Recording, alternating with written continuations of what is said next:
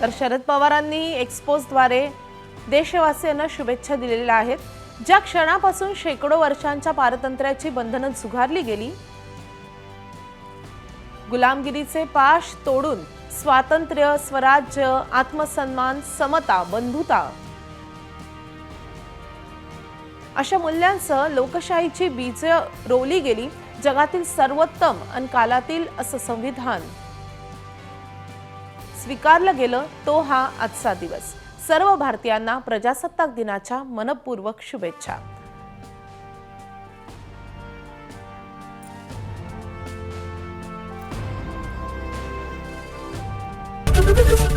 ABP माझा, उघडा डोळे बघा नीट।